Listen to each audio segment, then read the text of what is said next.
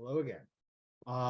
This week we are going to talk about chapter 14 in Smith and Greenblatt.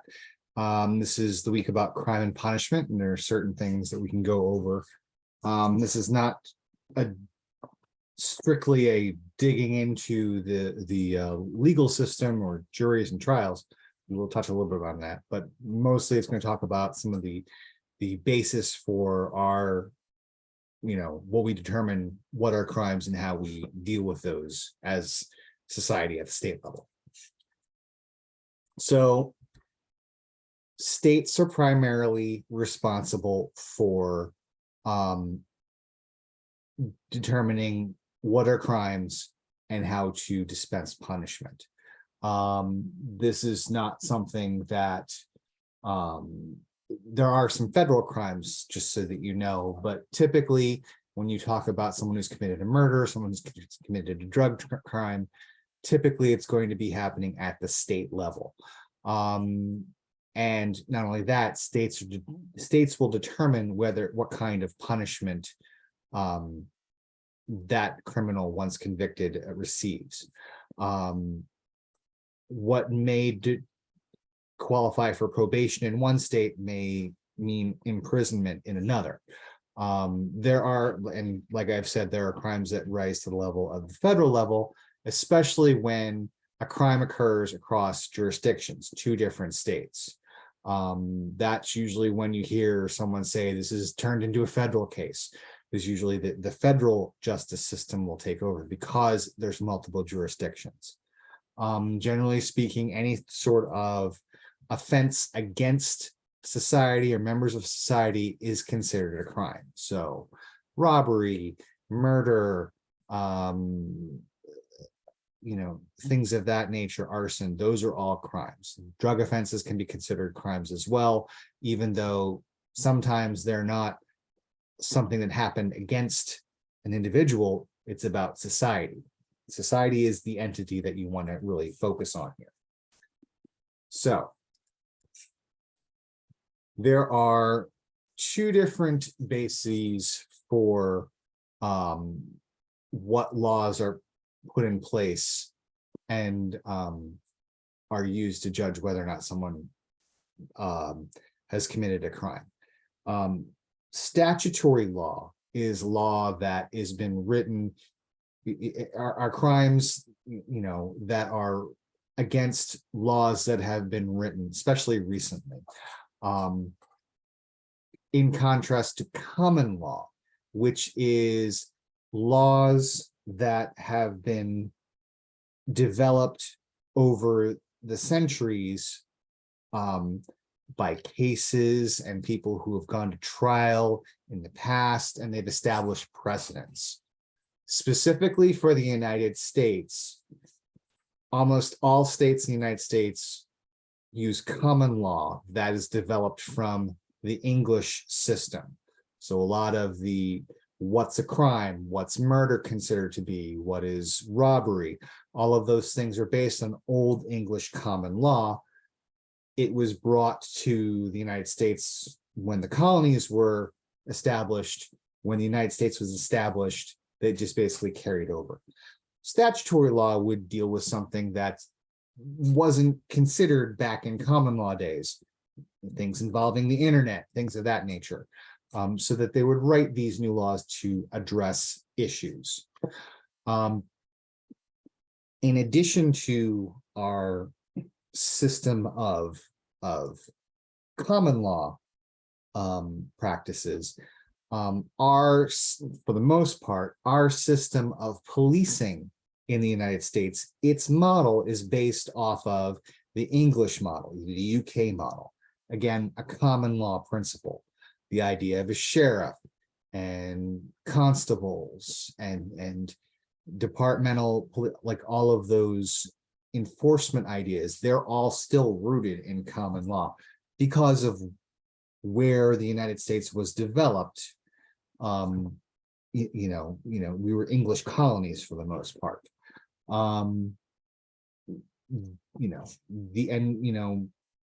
Even the establishment of how these individuals who serve as sheriffs and police officers are paid through taxes, through public funds. That's all rooted in a model that is several hundred years old. Now, for moving forward a little bit more into this is when you're being charged with laws and you probably charged with crimes. You've probably seen this on crime and law and policing, law and punishment TV shows. You hear, about trials and such that. So there are two different major types of trials that you want to look at that you probably heard of. You've probably heard of grand jury trials and trial juries. Juries, you may have served on one of them or been called to serve on one of them and not selected. Juries are peers that will listen to the evidence presented in a trial and determine right or wrong against the law, against the established law. Now, a grand jury is something, and you've probably heard about this with the former president going through several grand jury trials. You're not being convicted of anything in a grand jury. Grand jury is a investigative type of event where individuals listen to evidence being presented by a district attorney and determine whether or not the state has enough evidence to prosecute a case against an individual or an entity like a company. That's a grand jury. Once a grand jury has finished their work, they, will make their determination whether or not you have enough evidence. Then the district attorney, the district attorney's office can go ahead and move forward to trial. And you have a trial jury. It's a different group of people. Again, these are citizens, peers of the person who's accused. They listen to the information and then they make a determination on whether or not someone's guilty or innocent. Their idea is, you will see that in the on TV shows where the lawyers are presenting their information and the jury is supposed to listen and make their determination at that point. There's a lot of Hollywood stuff that goes on in some of these TV shows, such as, the lawyers can't talk directly to the jury, but you see that a lot. A lot of grandstanding from lawyers that really doesn't happen that much. So, the idea when you hear about grand juries and juries, those are two different types. So you're not going to be convicted of anything in a grand jury, but you're going to go to the next level if you have been determined whether or not you have committed a crime. So outside of dealing with the police and the law, and you've gone to trial, there is a second half of this that deals with punishment. And you've heard that there have been books that title about the U.S. is a prison nation. We have a system in place. There are public jails, there are federal jails. There's a private industry out there that runs jails. It provides the services to run jails. You can see here some of the statistics that Smith and Greenblatt have been brought forward in their book. Out of the entire world population, 1/4 of prisoners are US based. So that doesn't mean they commit more crimes. It just means that we've incarcerated 1/4 of the prisoners in the entire planet. We use solitary confinement. There's about 60,000 people on average who are in solitary confinement. And we have these things called supermax prisons. Those are for what are considered the worst of the worst. And, a supermax prison is a little bit more than solitary confinement. These people are in there. They have no contact with anyone from the outside. Their ability to communicate with people are severely curtailed. They have limited, time outside to just be out in the fresh air. It is, these are federal, penitentiaries. And again, worst of the worst. People have been who've been convicted of treason, espionage. They are in there. The shoe bomber from several years ago, he is in a supermax prison. Florence, the one out in out west.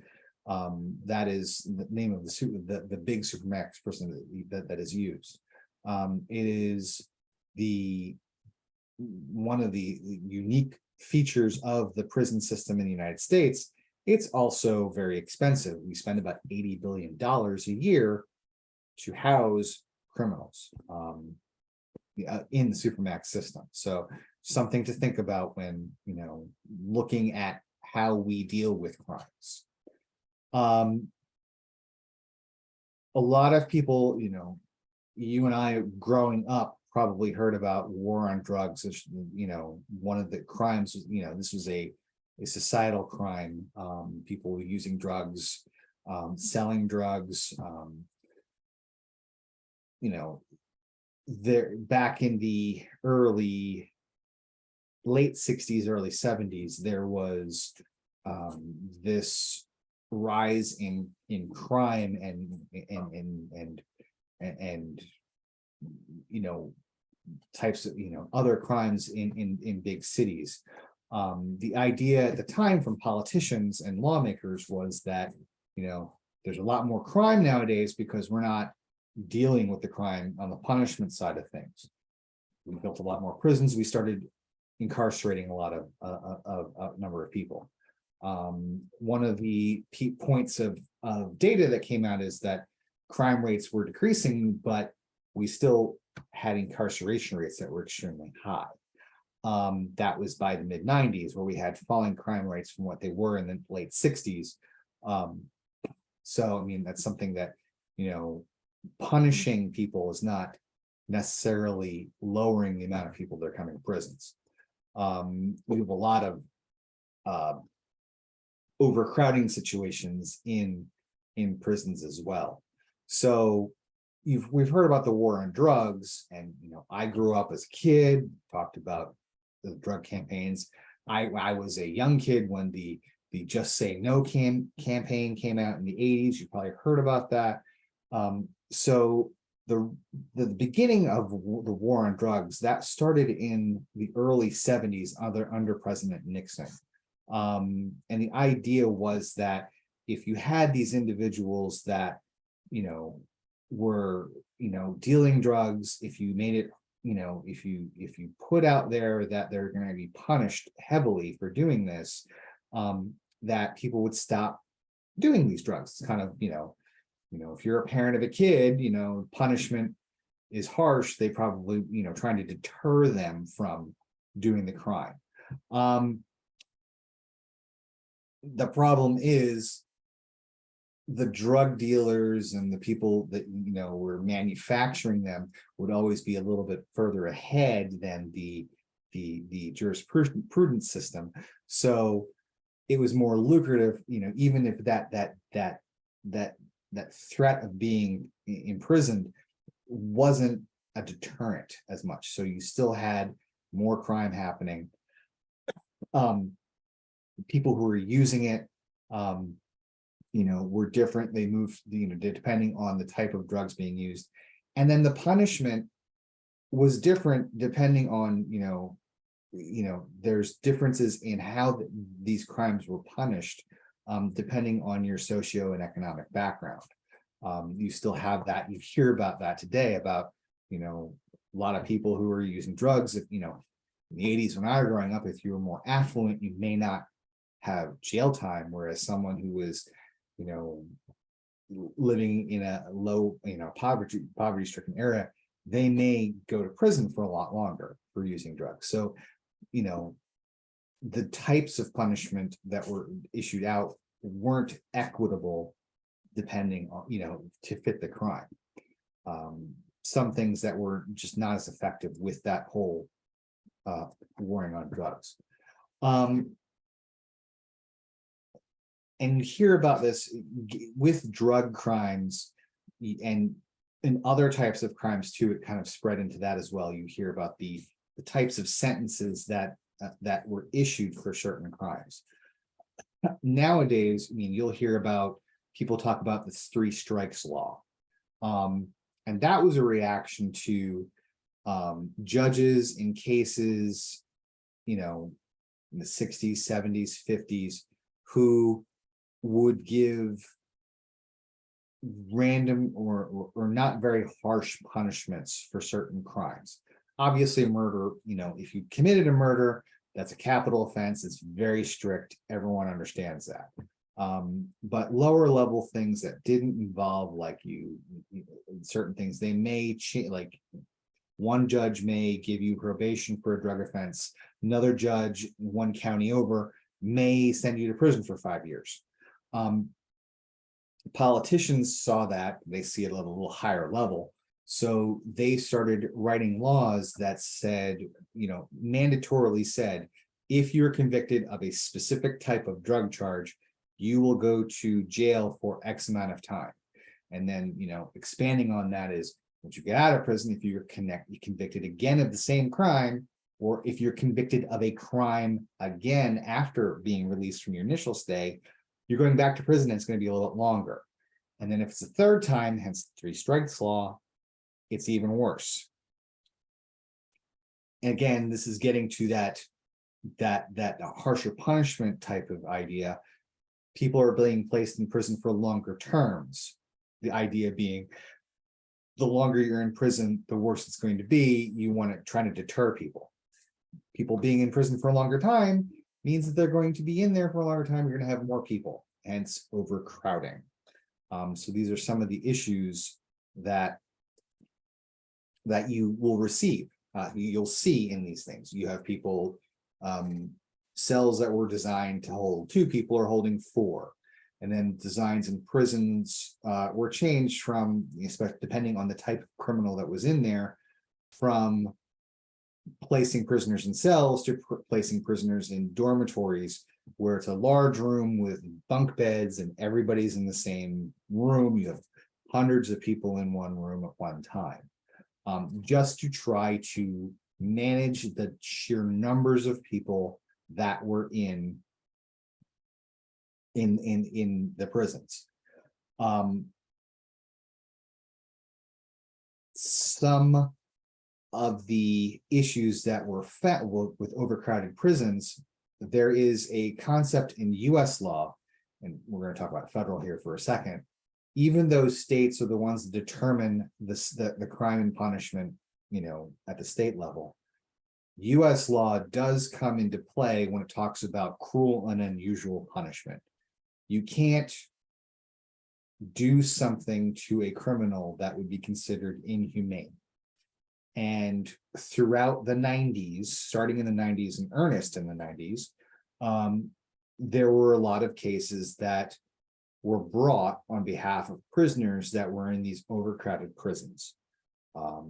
The type of incarceration that they were in was considered inhumane, or considered cruel and unusual. The conditions in the buildings themselves may not have been nice. You can't open a window because they're sealed windows, but there's no air conditioning. So now it's overheated. It's considered cruel and unusual. If you are forcing someone to be confined someplace, you have to meet their basic human needs. So, here we talk about, it's mentioned here in the 90s where California had a severe overcrowding prison issue. They were by court order forced to reduce their population. People were in lower level people were released from prison early because they just couldn't house them. So that's something that was being discussed at the time, in other states as well.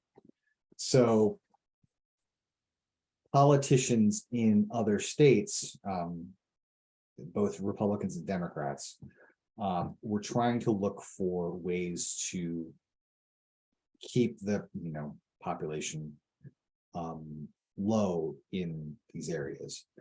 And one of the things that in the textbook is talked about is the Texas plan that happened.